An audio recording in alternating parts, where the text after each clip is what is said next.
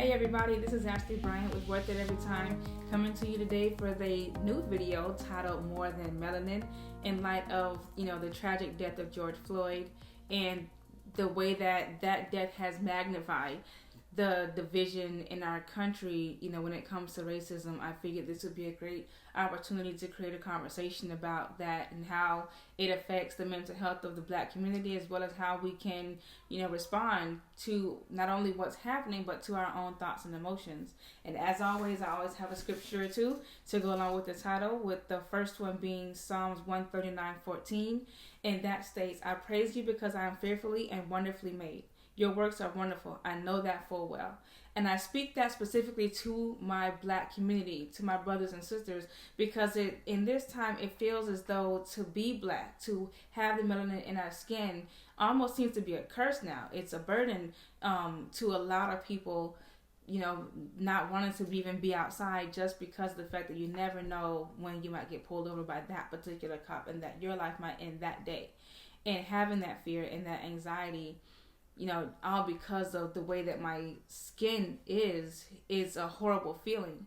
But I want us to recognize that we are made this way for a reason, and we were made this way on purpose, and there are no mistakes in how we're made. We are fearfully, we are wonderfully, and we are beautifully designed by God Himself. And so I want us to always hold on to the fact that regardless of how tough it is to be a Black person, it's a beautiful thing to be a Black person. The second scripture that I have is Acts 10:34-35, which states that Peter began to speak. "I now realize how true it is that God does not show favoritism, but accepts from every nation the one who fears Him and does what is right." And I wanted to bring that to light because there is no one race that's necessarily better than the other race, and none of that stuff. It's just we are all created by God for a particular purpose. We are created to honor Him. And we are, we're here for Him. We're not here to be better than, to rule over, or to do any of that. We're here to love one another and to love Him. And then John 13:34 says, "A new command I give you, love one another as I have loved you, so you must love one another." And that goes hand in hand with what I was just stating. We weren't here to lord over one another. We weren't here to brutalize and oppress one another. We were here to first honor Him with our lives, but then we are also here to love one another, to uplift one another, to encourage each other. And so I wanted to make sure that those three scriptures were something that we all hold on to, that we all learn to identify with and accept within our hearts and try to live out every single day. I'm going to show a list of people, and within that list, what do you see? In this list, I see a pastor, there's a wife, there are mothers, there are children with future potentials and goals, there are nurses, there are sisters, there are aunts, there are brothers and uncles, and they're just so much more than a string of Black people. That list of individuals is more than just melanin. They are people who have hopes and dreams, and they are people who have families, and they are people who have real thoughts and feelings, and they are human. We're all human, but it's all a matter of perspective. And when we're looking over the last decade or so, or even more, when it comes to how we are handled, even in arrest, it's mind-boggling to see, on one aspect, a white male who has purposefully killed a group of individuals, to be arrested and taken in peacefully and his life preserved, versus a Black man who has created or committed a non-violent crime, is completely unarmed and unthreatening, yet loses his life violently so, and inhumanely so. It's outraging. It's maddening to see the level of inequality and, I guess, unfairness, if that would be a word. But it's a matter of perspective, because they are seen as humans. They are seen as equals. They are seen as sons and daughters. When a cop approaches them, they have the idea, well, if this were me, I would not want to be treated this way, or this person probably has a family. Even with young white people, when they commit a crime, a judge is more likely to give them a lesser sentence. And there's been cases where, for violent crimes, in order to avoid damaging their future, or because they have such huge potential, a judge may issue a lighter sentence, versus that same crime may have been committed by a black person and the book is thrown on them and they're practically thrown under the jail. And that's because, again, perspective. Black people are not seen as equals. We're not daughters, we're not fathers, we're not mothers, we're not aunts. We are niggers, we are animals, we are monkeys to them. And while the white people are given empathy, they put themselves in the shoes of that person, and they would not want that done to them, so they treat them as they want to be treated.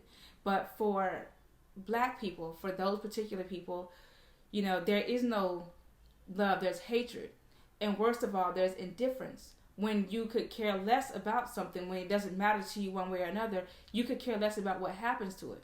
And black people are treated with hatred and indifference. So nothing's going to change until that perspective changes, until we are seen as humans that feel and think and bleed just the way that's just the way that they do.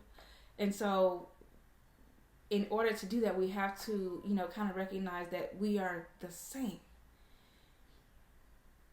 Hardly any differences between us besides what we look like. I read an article called How Science and Genetics Are Reshaping the Race Debate of the 21st Century by Vivian Chow. And I'm going to quote what she says in this article, because this was after they had completed the Human Genome Project back in 2003, where they mapped out the entire human genome to be able to determine what genes and alleles say what, and how that all works. And in the article, she says, and I'm quoting, "If separate racial or ethnic groups actually existed, we would expect to find trademarked alleles and other genetic features that are characteristic of a single group, but not present in any others. However, the 2002 Stanford study found that only 7.4% of over 4,000 alleles were specific to one geographical region. Furthermore, even when region-specific alleles did appear, they only occurred in about 1% of the people from that region, hardly enough to be any kind of trademark. Thus, there is no evidence that the groups we commonly call races have distinct unifying genetic identities. In fact, there is ample variation within race. Ultimately, there is so much ambiguity between the races and so much variation within them that two people of European descent may be more genetically similar to an Asian person than they are to each other." And that was mind-blowing to me, the fact that we are so similar, practically identical, but because of one difference, we are not human. Because of one difference, because you can visually see that I'm black versus a white person, that gives them the right to be able to treat me as though I am a monkey in a tree, to give me indifference and to deny rights that I would have as a human being. But we have the same thing. We are, again, almost identical. We have the same shared experience. We all have dreams and goals and aspirations. We all have families and vital relationships. We all have the same 24 hours in the day, and we all bleed the same blood. We all have desire to be heard, loved, and understood. So what does this all mean? And what are we going to do about it? I want to quote another young woman that I personally know, Miss Tina Underwood. And she says, "I've always hated the feeling that I get when my son leaves the house. I don't like that I get this nervous feeling when my husband is in unfamiliar environments. I don't like to have that. It's not fair that I have to have that. But it obviously is not going away anytime soon."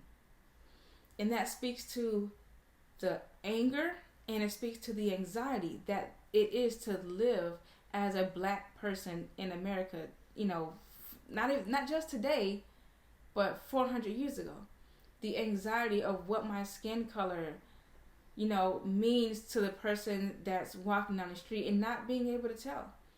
not every white person is a racist, like I stated earlier, and not every police officer wants to kill us, and all of that. And it's difficult that this does not change.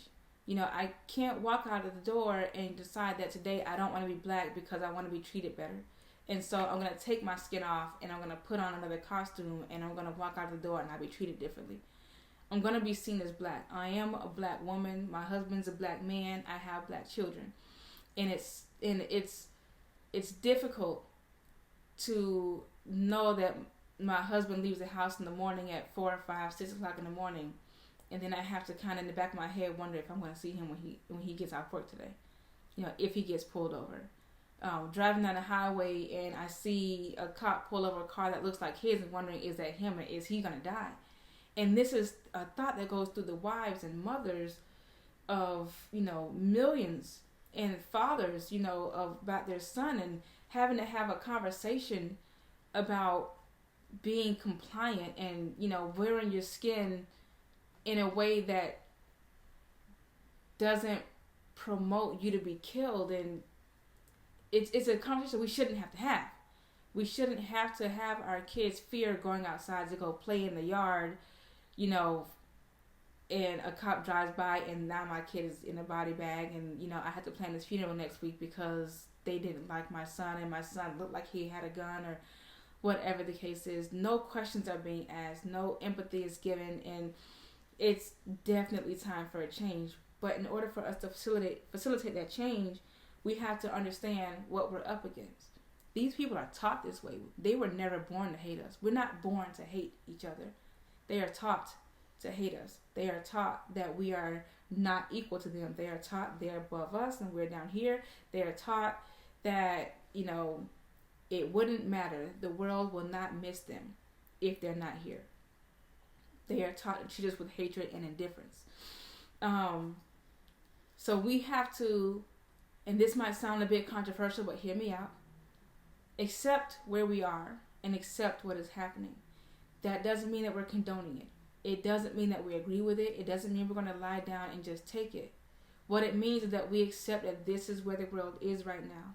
And it gives us the opportunity to examine how we feel about it and then create a plan of attack, or not attack, but a plan of how to respond to it. It allows us to come out of our emotions and think logically. It allows us to unify, because where there's unity, there is strength. Sorry about that. Motorcycle. It allows us to think reasonably so that we're not acting out of our emotions, so that we're not creating more of a reason for them to say that they're violent animals and we have the right now to kill them.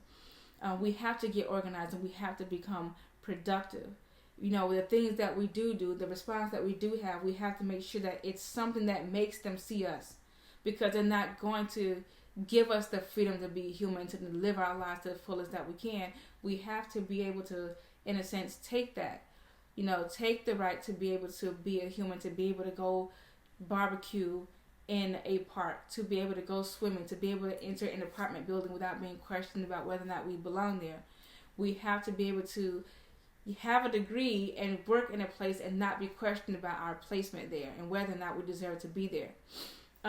We have to do it, but in a way that honors what we're trying to do and honors the lives that were lost before, who are trying to do what we're doing now. We have to be able to speak and be heard, and not just heard, but to enact change so that we are equal. But we also have to accept help. Again, not all white people are racist. And there are many who are right on our side and who are willing to go through the mud with us and to stand up to government and to stand up to bad policemen and to stand up to bad politicians and demand, justice for those who lost their lives unfairly and inhumanely. And so we have to be willing to work with them as well and to accept their help, in order to make this so that we are all, again, one, and we are all treated equally and we're all given the same opportunities. But for them, it's about power, and they don't want to give up power that they feel that they rightfully have to treat us the way that they do. But one thing about being a black person that I love is our forgiving nature, our loving nature. It doesn't mean that we're doormats at all, that we forgive easily, that we're compassionate people. I think it takes incredible strength for us to do the things that we do and to be able to forgive and to show compassion towards other people. But at the same time, you know, we have to make sure that we're not changing who we are to get to where we want to be. We don't want to take on hatred and indifference towards them as we try to climb for equality. I would like us to keep that identity of being compassionate, loving, and forgiving people, but that we still are able to get to where we are seen as human and seen as equals. I can tell you one thing, I'm not a nigga and I'm not an animal. So until then, my lovely people, please remember to like and subscribe to this video, comment on how this whole thing is making you feel, and you know what we can do to get together, to get organized, to get productive, and to be heard. Until then, I would like to take a moment of silence for those who've lost their lives. They will be shown on the screen. And love all.